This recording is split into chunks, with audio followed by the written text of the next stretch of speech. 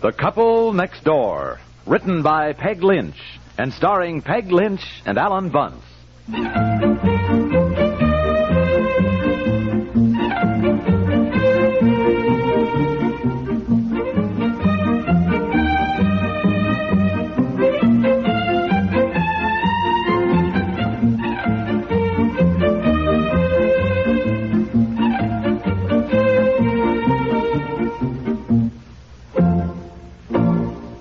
Where are the germiest germs of all? Upstairs, downstairs, or in the hall? No, they're in the bathroom. And to wipe them out, indeed, a little dash of Lysol's all you need. Yes, Lysol in your cleaning suds wipes out germs and odors. Disinfect from one cleaning to the next as nothing else can. Use Lysol, either the new pine-scented or regular, each week when you clean the bathroom. That's the bathroom. A little dash of Lysol does it all.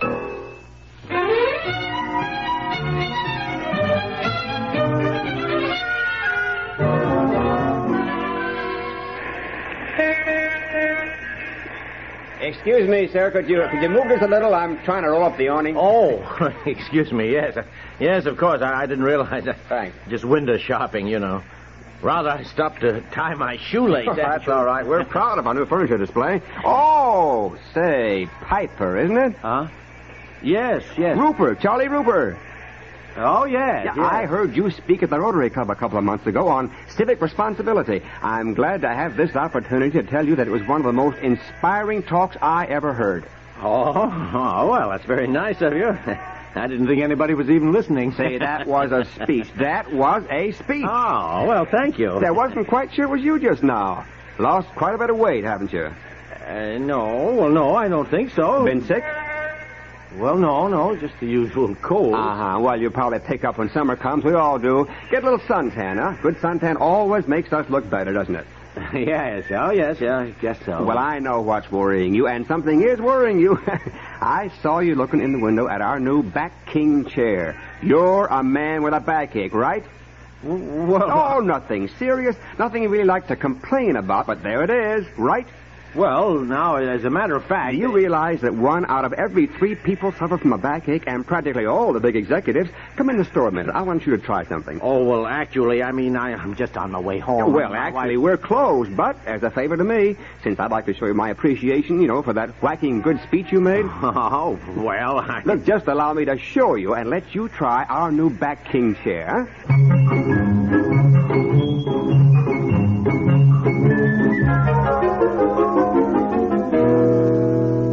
What do you think, Mr. Piper? Did you ever sit in a chair that was more comfortable? Well, no. I got to admit, it is comfortable. Mm-hmm. But I've also got to admit that we don't need a new chair. Oh, now, wait a minute. I didn't get you in here to buy it. No, indeed. I never high-pressure anybody. I only wanted you to try it. Yes, I understand. Well, I have to admit, it is comfortable. Put your feet up. Go on, relax. Well. That's the trouble with you big executives. Just what I was talking about outside. You men work at high-pressure tension all day. Then you get home and you don't get your feet up and relax. Now, you look around your living room when you get home tonight. Have you got one single chair that really fits your back? Well, I don't know. I never particularly noticed. Uh-huh. My wife gave the junk man the only decent chair we had. Of course, I have to admit, I really didn't blame her.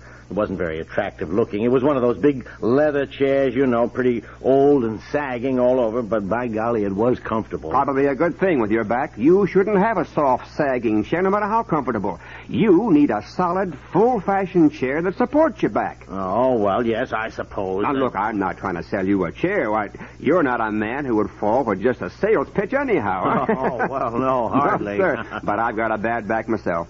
And all I have to do is just look at somebody, and I know they're suffering from the same thing. And I want to tell you this. When we first got this chair in, I took one home, and it has improved my back 90%. Oh, I still got it, but I don't get tired anymore the way I did before. Oh, boy, well, that's something. I feel tired all the time. Yeah. However, I know one thing, that the chair is comfortable, but frankly, mister, it's sort of big and cumbersome, and with that headpiece and that footrest, rising up like that, well, women. I don't think my wife would have it in the living room. Exactly what my wife said. But what's more important, I told her, the way the living room looks or the way I look, huh? And frankly, Mr. Piper, you better take care of that back of yours before that back of yours takes care of you.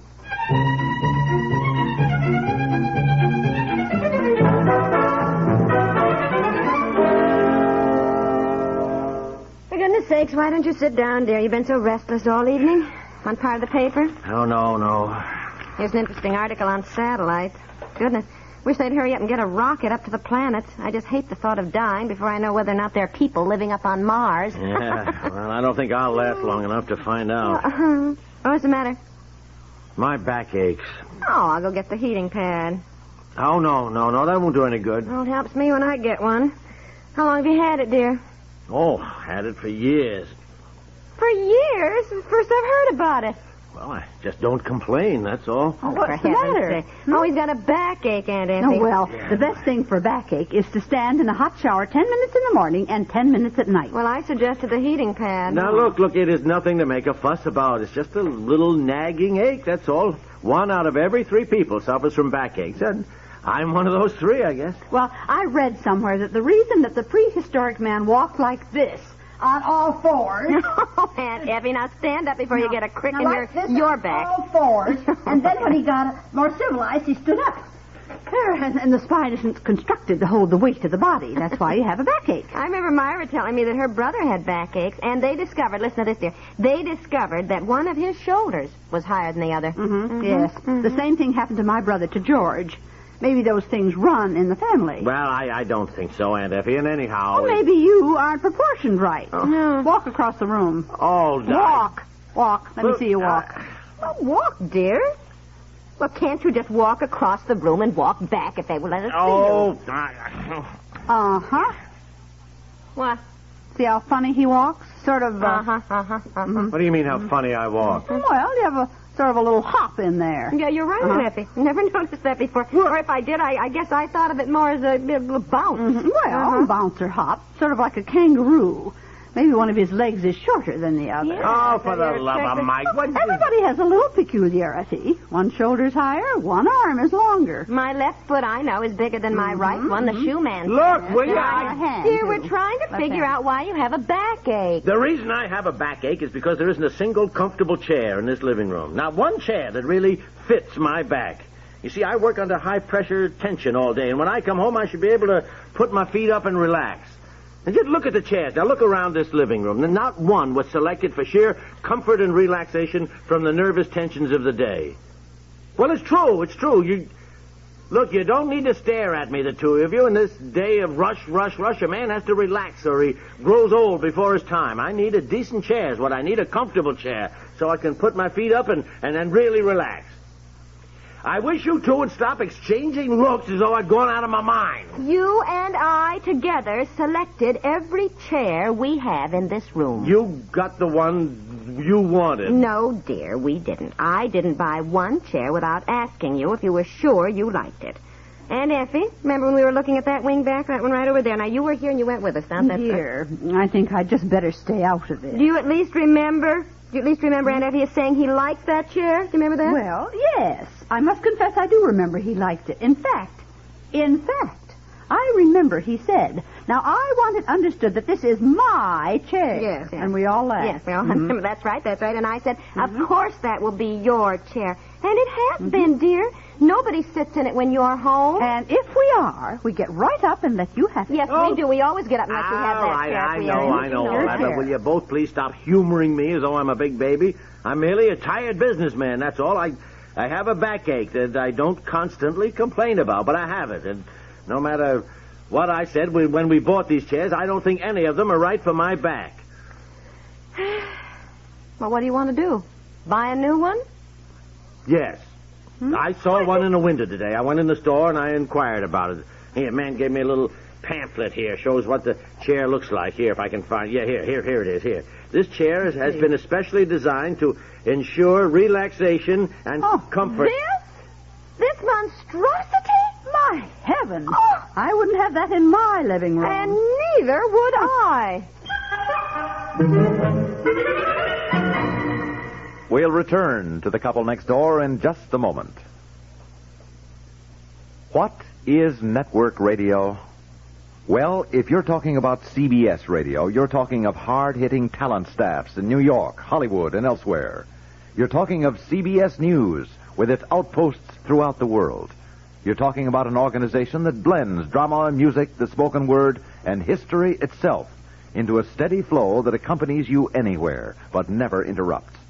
Network radio, as defined in the daily schedule of CBS Radio, is award-winning Gunsmoke.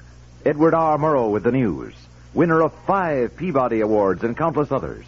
The New York Philharmonic, the Metropolitan Opera Company in New York City, the colorful words of Lowell Thomas, timely items of business news from Alan Jackson, a never-ending succession of great names in popular music. The big names, including Guy Lombardo, Lawrence Welk, Jan Garber, Vincent Lopez, Freddie Martin, and plenty more. What is network radio? It's the best the ear can hear if the network is CBS Radio.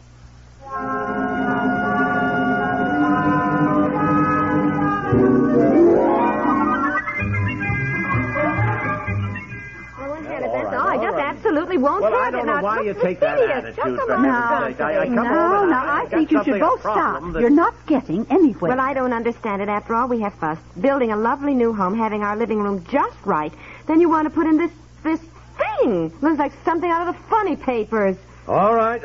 I don't want to do anything without talking it over. I know the guy was really giving me a sales pitch. I'm not that stupid, but the fact remains I do have a backache and have had for years. And when you have a bad back, you try everything. But if you're that upset, it's okay. Just forget it. Well, no, I won't forget it, I guess. I just meant, dear. Look, I'm agreeing with you. Forget it. Forget the chair. No, I don't think we should just forget it then. Honestly, women, look, you've been in tears practically at the thought of getting it, and now when I agree with you, you start on the other side of the argument. Well, I'm thinking of your back. If it's that bad, I don't want to be selfish, and if you think the chair would help, then the next time I'm downtown, I'll meet you and we'll look at it. Now, is that fair enough? All right, fine. Of course, there is one thing, dear. Right. Where are you going to put it? Oh, yes. Well, I suppose in that corner, then we could put that table and that chair over there by the bookcase. Well, I was going to suggest we never did try the sofa over on that wall. No, we didn't. Let's try that. Wait a minute, will you? For Pete's sake, we haven't even bought the chair. We have to know if it'll go in the living room, dear. It's so big. Now, come on, help us. Swing that end of the sofa. Oh, I love changing furniture around. Yes, I do, too. I just love it. Oh, boy. Of course, if I hadn't stopped to tie my darn shoelace, none of this would have happened. Here, come on, dear. Swing that end of the sofa.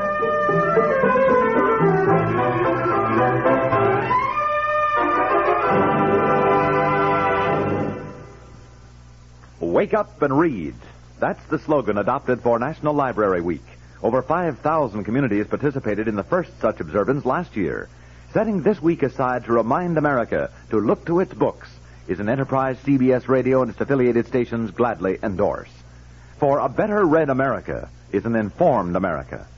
Been to your local library lately? Drop in this very week, National Library Week. You'll be surprised at what's new and exciting there to help you to wake up and read. The Couple Next Door is written by Peg Lynch and stars Peg Lynch and Ethel and Bunce with Margaret Hamilton and Jay Barney and is produced by Walter Hart.